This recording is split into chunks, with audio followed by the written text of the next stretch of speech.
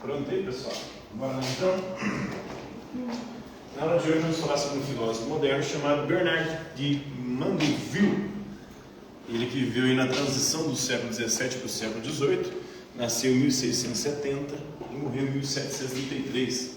E ele é um filósofo, um satirista, um médico holandês, mas que viveu uma parte da sua vida na Inglaterra e desenvolveu, escreveu um livro de 1914 e com outra publicação em 1729 chamado A Fábula das Abelhas. Nessa fábula que ele elabora, ele mostra o seguinte: como os vícios privados produzem benefícios públicos. Ou seja, segundo ele, a maior parte de nós age por egoísmo e ganância. Não é por virtude. O que nos move não são as virtudes, não é a disposição para a prática do bem, mas o que nos move é a disposição para buscar atender os nossos próprios interesses.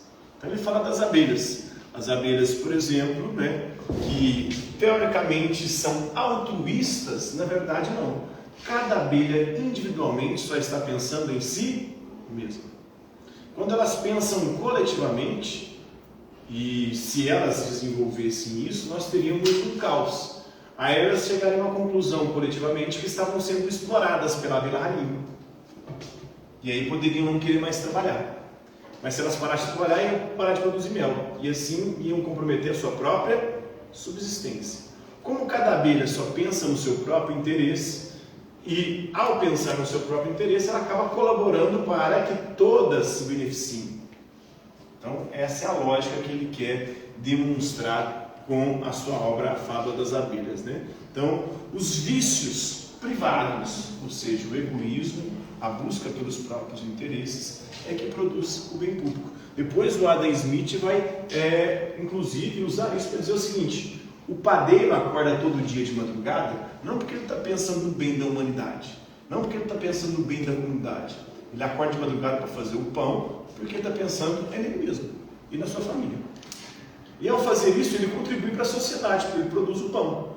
Esse pão que vai ser trocado através do sistema de trocas e do sistema capitalista por dinheiro.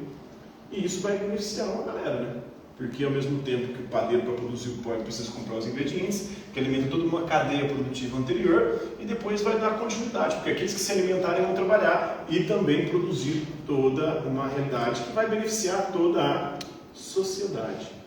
Então, essa é a teoria do vício benéfico. Segundo ele, os vícios não são coisas ruins. Quais são os 7 vícios capitais? Vocês lembram? Os pecados capitais? Inveja.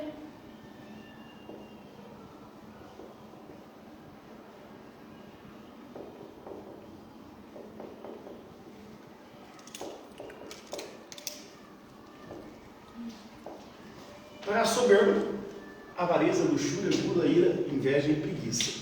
Para Mandeville, isso aqui não é algo ruim, pelo contrário, isso aqui são coisas boas. Soberba é o quê? Você se achar mais do que os outros. Se você não se achar, quem vai te achar? Então isso de alguma coisa ou de alguma forma produz um bem público, porque as pessoas que têm uma boa autoestima não sofrem com depressão, e não sofrem com uma série de outros distúrbios. Avareza, querer tudo para si, que é o que ele vai trabalhar mais na questão da fábula das abelhas. É justamente em busca do interesse próprio, do seu próprio benefício, do seu próprio egoísmo, que as pessoas produzem o bem para a sociedade. Eu não estou pensando na sociedade ao trabalhar e fazer aquilo que precisa fazer para garantir o seu sustento. Ela está pensando dela mesma, mas de alguma forma ela colabora com a sociedade. A luxúria é a mesma coisa. A luxúria, todo mundo acha que é o luxo, a busca pelo luxo. Não. A luxúria é uma vida sexual desregrada.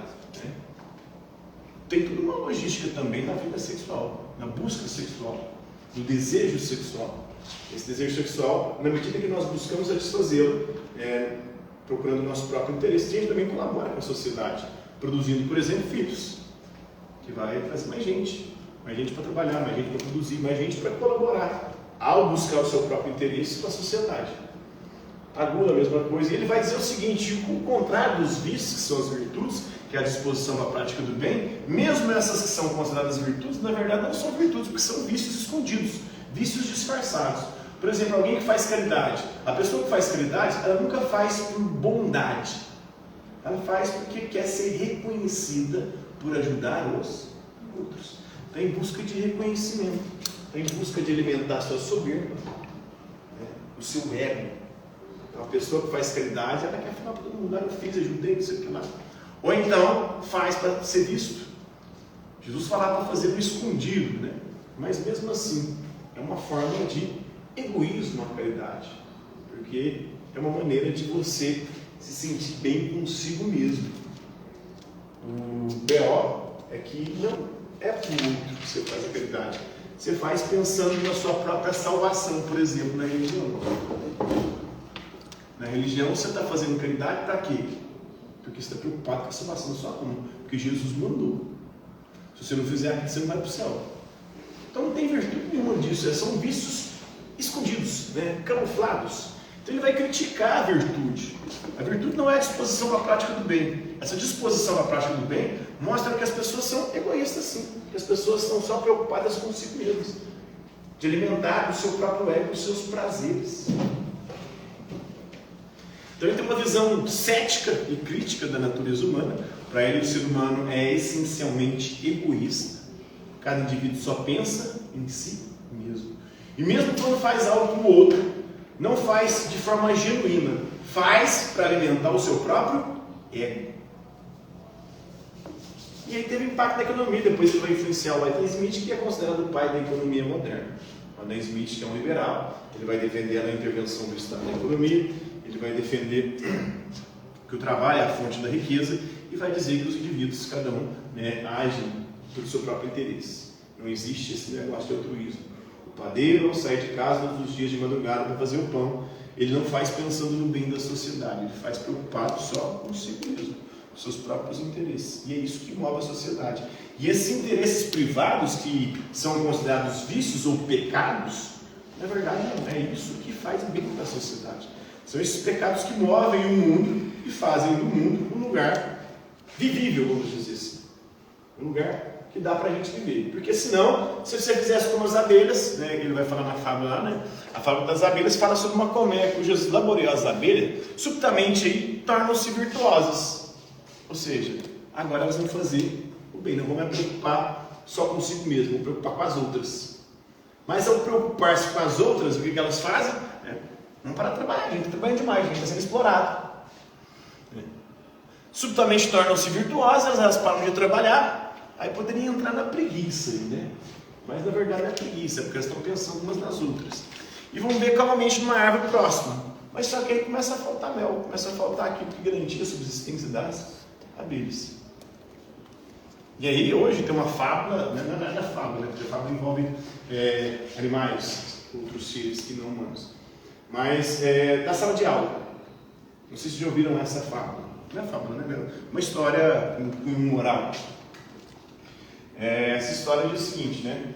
Havia uma sala de aula onde os alunos começaram a reivindicar, né, que não houvesse desigualdade de notas. E aí eles começaram a reivindicar que houvesse uma espécie de comunismo nas coisas. Aí todo mundo teria, no final, a nota média. Iria ver quem tirou a melhor nota, a menor nota, e pegaria a média disso e todos ficariam com a média. E aí o que começou a acontecer ao longo do tempo? Os alunos que estudavam e se esforçavam, começaram a não se esforçar mais, porque eles viam que a sua nota de qualquer jeito ia cair. Aqueles que não estudavam, continuaram não estudando, porque não queria nada por nada.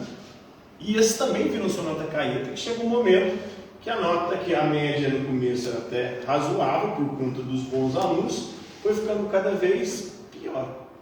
Por quê? A sala funciona não de acordo com ou na perspectiva de que todos estão pensando no bem da sala. Só funciona quando cada um pensa no seu próprio interesse e busca o seu melhor. Tipo o que aconteceu aí com o salário. Sim, né? Aí a crítica que eles fazem é o socialismo, né? Eles usam essa metáfora, essa é uma metáfora, não uma fábula. Eles usam essa metáfora para poder falar por que o socialismo não funciona. Porque ao querer dividir tudo de forma igualitária, isso tira o incentivo das pessoas de buscar o seu próprio benefício. E tirando isso das pessoas, você vai fazendo com que a riqueza, que antes ia mais para quem mais se esforçar, mas também há um mito nisso, né?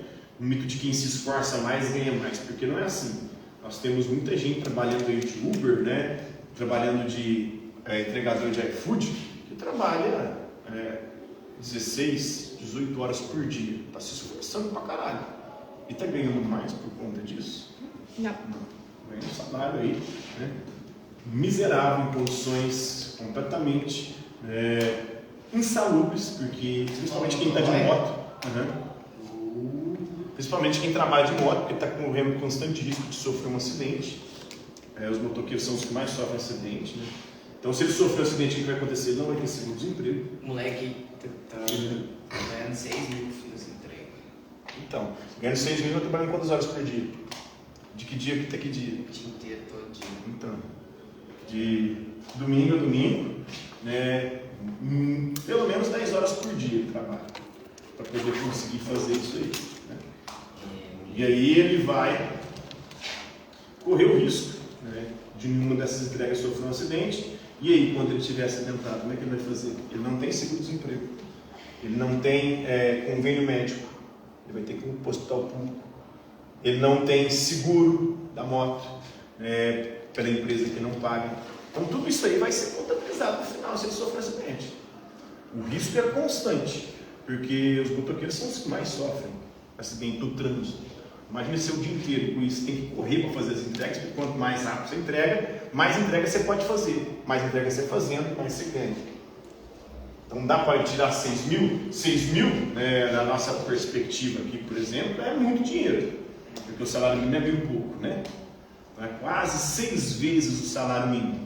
Teoricamente é muito, mas ao mesmo tempo representa um risco significativo e com uma carga de trabalho também muito mais alta, muito mais estafante e que pode gerar problemas futuros, né? Em questões de saúde. É aquele ditado, né? Eu gastei minha saúde para ganhar dinheiro, agora eu gasto meu dinheiro para tentar recuperar a saúde. Nossa. Então, esse é o grande problema, essa é a grande questão. Então, eles vão viver claramente aí começa a faltar. O argumento central é que o único meio pelo qual qualquer sociedade pode progredir é por meio do vício. O vício faz bem para a sociedade. E que tais virtudes, o vício, por exemplo, da luxúria, faz bem, alimenta o mundo da pornografia, das putas, né? Dos puteiros. Um monte de gente está ganhando dinheiro com isso aí, velho. Um monte de gente está se beneficiando. As virtudes são mentiras, né? A virtude e a disposição pela elite governante para dominar as classes inferiores. Então, o crescimento econômico, afirmou Montevideo, origina-se apenas na capacidade individual para satisfazer a sua própria cobiça, sua própria avareza, seu desejo de ter cada vez mais. Beleza? É isso aí. Com Deus, vocês. Boa noite. Vocês, Tamael, nem vem mais nessa aula. Francisco, não vai amanhã.